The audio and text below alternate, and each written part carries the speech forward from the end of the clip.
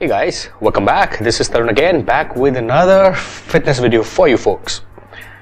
Now, I want to talk about a very interesting subject today.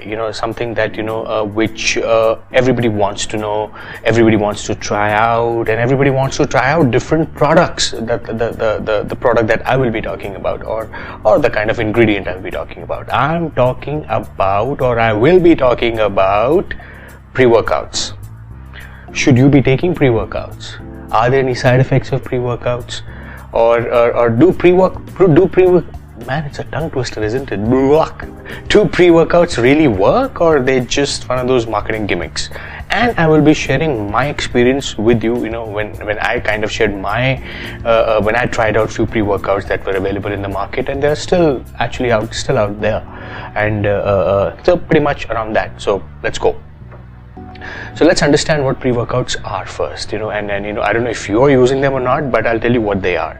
Now, every pre-workout that you can think of, it's been made with a single intent in mind, which is to kind of get you into the mood to train.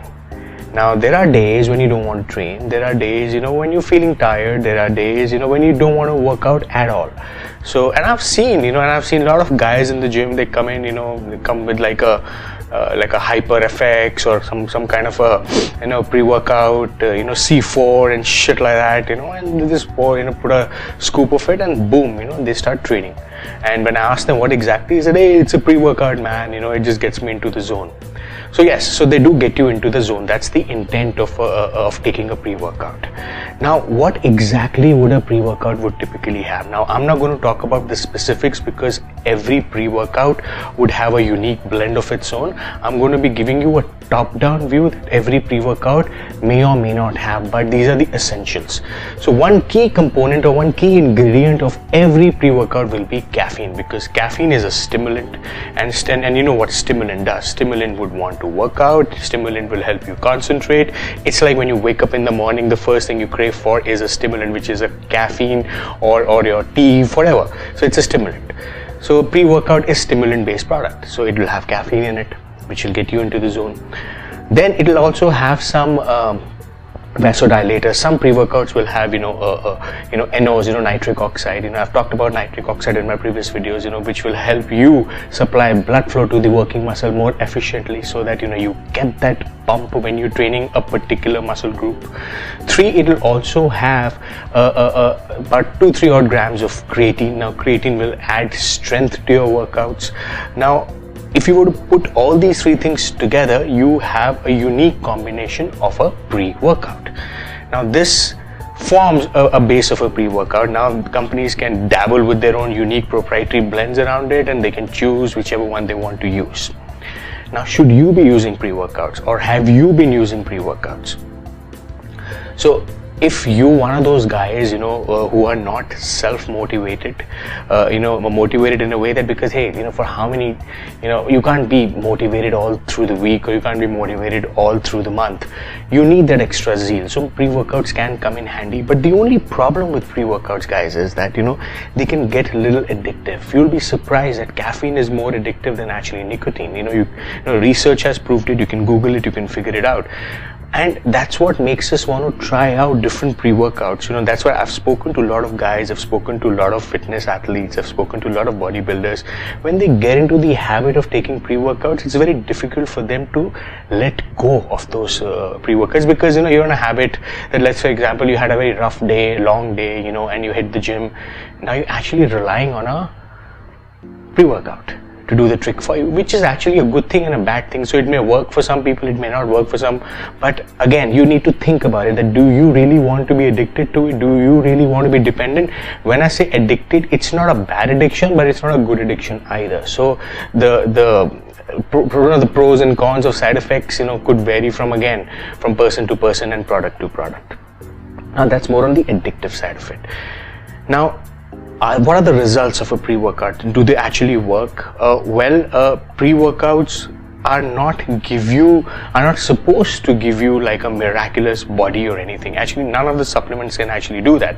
The only thing that can actually help you get results is clean diet and your training pattern. And I've talked about it, and I talk about it in every video that I do when it comes to supplements, that supplements can only give you that 5% extra edge. Coming back to pre-workouts, so they will not transform your body. They will only help you for that particular session of that workout that you would be performing. For example, a 45-minute session or a 1-hour session, depending on what exactly you would be training. Now, what will also happen is that, after about a week or so, when you get used to that pre-workout, the pre-workout will stop working on you, because, your body has kind of got acclimatized to that particular dosage. So either you have to increase the dosage, or you have to change the product. So this is exactly a catch-22 situation. That's why bodybuilders, guys, and everybody into fitness keep trying to change different and it becomes very important to cycle pre-workouts, because if they don't work, chances are you will not get that rush. That's why it's also been said about coffee or caffeine products, that you need to cycle them off, because if you were to take 1 glass of coffee or 1 cup of coffee every day, you would not get the same rush if you were to take it 2-3 days and at a stretch. That's why you have to increase or up the dose of caffeine. That's why people get addicted to it. Now, if you want to sign up for that particular lifestyle wherein that you're solely relying on a product for your concentration gains and for your pre-workout mental stimulation, it's absolutely fine. There are no hard linked side effects associated with pre-workouts yet. Yes, there have been some incidences wherein it has actually increased someone's heart rate to an extensive level, but that's primarily because that person already had some hypertension, had already had some issues with high blood pressure. But barring that, there hasn't been any much data around pre-workouts and its nasty side effects, so you can actually go at it. But again, you need to know your own tolerance level for your own particular body. You can't just solely rely on someone else's knowledge or wisdom. I can only guide you to an X limit. Then it's only your prerogative how you want to take it up. I can only tell you that pre-workouts will not give you results. Pre-workouts will only give you those extra 45 minutes, first 45 minutes in the gym, so that you can give your 100%, or rather 200% in the training when you are actually not in the mood to train. That's the only effect a pre-workout will have for you.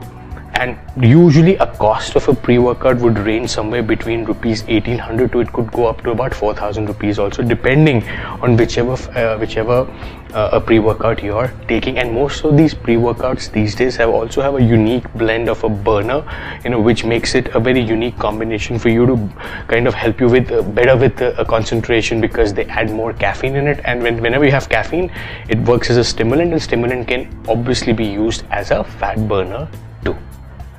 So do think about it, before you get into any pre-workouts, what it can do for you. Yes, they can be addictive, but at the same time, they may not have those negative side effects that the world talks about. It just depends on you and how you actually cope up with your own tolerance level. So I hope this video helps you, and I hope this video helps you make an informed decision about pre-workouts. And any one of you who have any questions around this, feel free to reach out to me on my Facebook or YouTube, and I'll be very happy to help you with your pre-workout queries. So until we meet again, peace